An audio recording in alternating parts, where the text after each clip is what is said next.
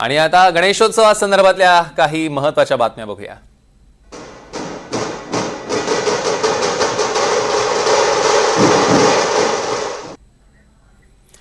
तर पालघरच्या भक्तानं गावातील चित्रकार कौशिक दिलीप जाधव यांनी एनडीटीव्ही मराठी या नावातनं एक अक्षर गणपती साकारलेला आहे। कौशिक हे अक्षर गणपतीसाठी सुप्रसिद्ध आहेत। अनेक वेगवेगळ्या आकर्षक कलाकृती आपल्या हातातनं त्यांनी साकारलेल्या आहेत आणि अनोख्या कलेतनं कौशिकनं सर्वांना शुभेच्छा दिलेल्या आहेत।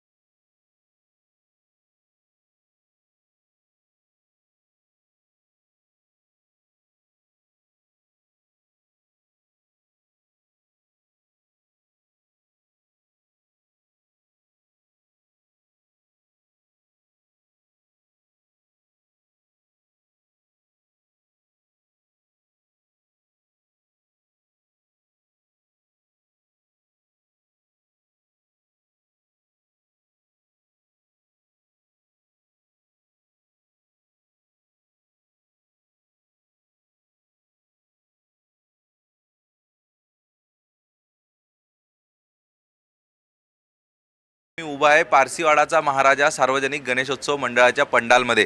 या गणेशोत्सव मंडळाच्या माध्यमातून यावेळी किल्ल्याची प्रतिकृती साकारण्यात आलेली आहे आणि या सोबतच किल्ल्याच्या प्रतिकृतीत शिवराज्याभिषेक सोहळा देखील दाखवण्यात आला आहे। मात्र सगळ्यात महत्त्वाचं युनेस्कोच्या माध्यमातून ज्या 12 गड किल्ल्यांना आंतरराष्ट्रीय जागतिक वारशाचा दर्जा दिलेला आहे त्या संपूर्ण किल्ल्याच्या प्रतिमा हे या पंडालच्या प्रवेशद्वारावरती लावण्यात आलेल्या आहे। आणि एकूणच आपण एखाद्या राजदरबारात प्रवेश करताना ज्या काही तसबिरी असतात तशा पद्धतीचा फील या ठिकाणी देण्यात आलेला आहे। आणि या सगळ्या याच त्या 12 गड किल्ल्यांच्या प्रतिमा आहे ज्या 12 गड किल्ल्यांना युनेस्कोने जागतिक वारशाचा दर्जा दिला आहे। यासोबत आपण जर बघितलं तर ज्या प्रकारचं मंदिर रायगडावर आई भवानीचं आहे तशा पद्धतीचं मंदिर या ठिकाणी साकारण्यात आलेलं आहे। सगळ्यात महत्त्वाचं आकर्षण जर काय असणार आहे या गणेशोत्सव मंडळाचं तर ते आकर्षण असणार आहे या ठिकाणी तयार करण्यात आलेला हा राजदरबार आणि त्या ठिकाणी होत असलेला छत्रपती शिवाजी महाराजांचा राज्याभिषेक।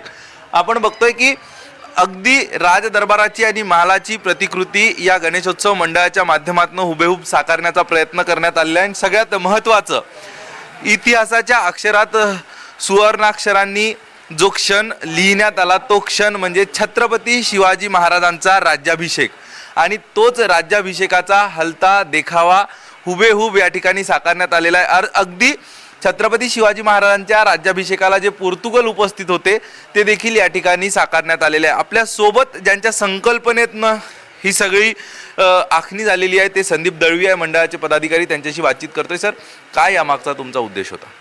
ह्या माध्यमातून आम्ही युवांना जे लहान मुलं आणि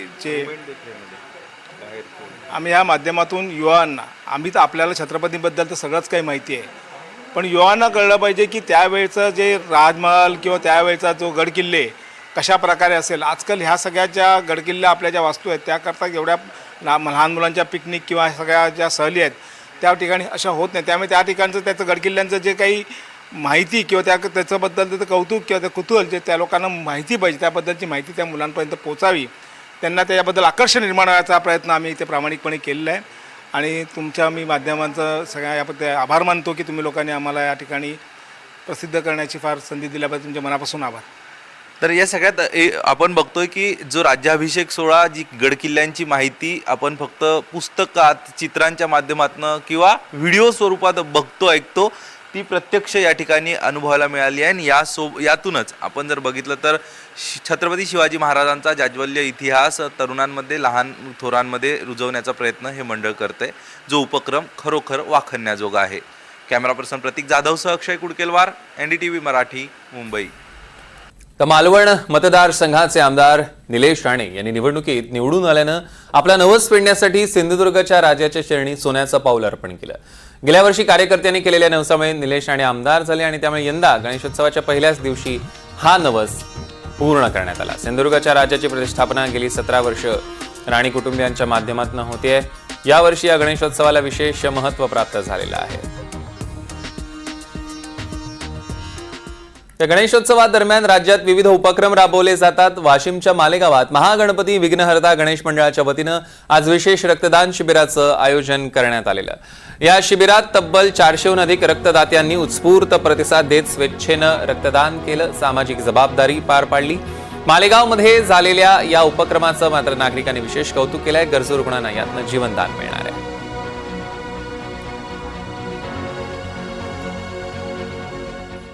आणि आता ग्रीन गणेशा म्हणजेच पर्यावरणपूरक बाप्पाबद्दल काही महत्त्वाच्या बातम्या बघू.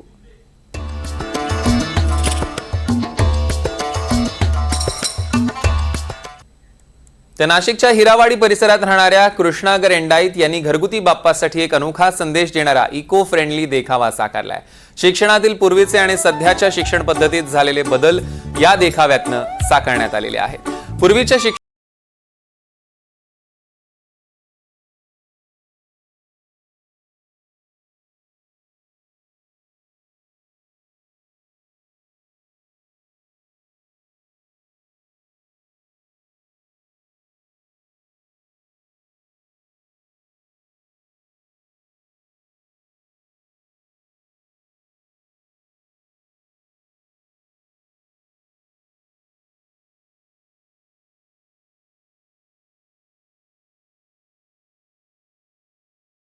मग ते सार्वजनिक गणेशोत्सव मंडळ असो किंवा मग घरगुती गणपती असो, अनेक ठिकाणी देखावे दिसतात. काही देखावे लक्षवेधी असतात तर काही देखाव्यांमधून सामाजिक संदेश देण्याचा प्रयत्न केला जातो. रत्नागिरीतल्या कुवारबाव येथील अजय वर्तक यांनी दरवर्षीप्रमाणे यावर्षी असाच एक देखावा साकारलाय. वर्तक कुटुंबियांनी साकारलेल्या गणेश मूर्तीच्या देखाव्यातनं शालेय इमारतींची जीर्ण झालेली अवस्था आणि त्यांच्या दुरुस्तीची नितांत गरज यावर्षीच्या देखाव्यातनं मांडलेली आहे. गणेशोत्सवात गणपती बाप्पाच्या चरणी कोटींचं दान करणाऱ्या गणेश भक्तांना शाळेच्या दुरुस्तीसाठी दान करण्याचं आवाहन करण्याचा प्रयत्न त्यांनी या देखाव्याच्या माध्यमातून केलाय. आढावा घेतलाय आणि त्यांच्याशी बातचीत केली आमचे प्रतिनिधी राकेश गुडेकर यांनी. गणेशोत्सवामध्ये लक्षवेधी ठरतात ते देखावे आणि या देखाव्यांच्या माध्यमातून एक सामाजिक संदेश देण्याचा देखील प्रयत्न केला जातो. रत्नागिरीतल्या कुवारबाव येथील संजय वर्तक हे गेली अनेक वर्ष अशाच प्रकारे आपल्या घरी देखावा बनवतात आणि त्या माध्यमातून एक वेगळा सामाजिक संदेश देण्याचा ते प्रयत्न करत असतात. यावर्षी त्यांनी शाळा वाचवा आणि दुरुस्त करा हा संदेश आपल्या देखाव्यातून दिलेला आहे. सध्या प्राथमिक शाळांची अवस्था अतिशय बिकट आहे. अनेक शाळा या बंद पडत चाललेल्या आहेत, तर काही ज्या अस्तित्वात शाळा आहेत त्यांची दुरुस्ती करणं आवश्यक आहे. अनेक शाळा या पडक्या स्थितीत आहेत आणि त्यामुळे बाप्पाच्या चरणी जे करोडो रुपयांचं दान करतात अशांना त्यांनी आवाहन केलेलं आहे. यावर्षी या भक्तांच्या दृष्टीस माझी पडकी शाळा तेवढी निदर्शनास आण असं आवाहन त्यांनी या देखाव्याच्या माध्यमातून केलेलं आहे. एक विद्यार्थी जो आहे तो विद्यार्थी गणरायाला साकडं घालतोय आणि त्याची आर्त हाक जी आहे, विनवणी जी आहे ती गणराय ऐकतोय आणि तथास्तु असं म्हणतोय.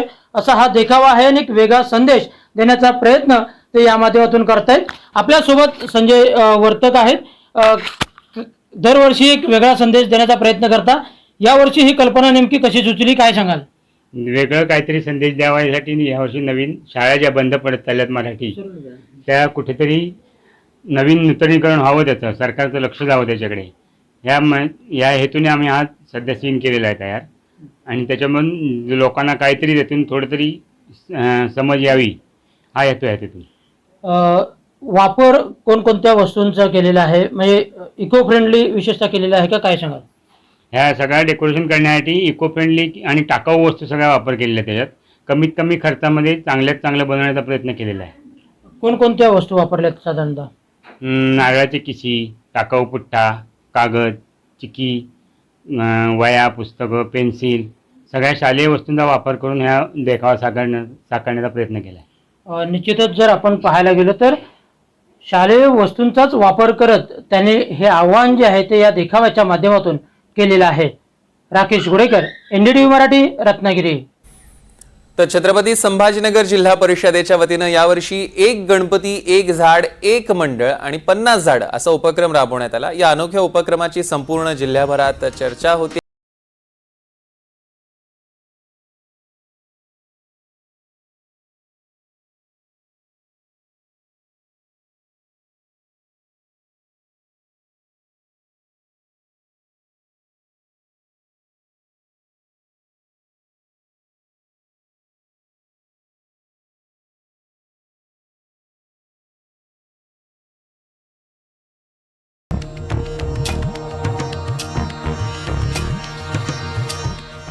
तर कोकणात गणेशोत्सव मोठ्या थाटामाटात साजरा केला जातो. सिंधुदुर्गातील कुडाळमधील साळगाव गावात अक्कलकोट स्वामी समर्थांचं छोटं खामणी मठ साकारलंय. आलिया वटवृक्षाखाली स्वामी महाराज विराजमान झालेले आहेत आणि त्या ठिकाणी बाप्पांना सुद्धा विराजमान केलंय. इको फ्रेंडली सजावट हलदूर यांनी साकारलेली आहे.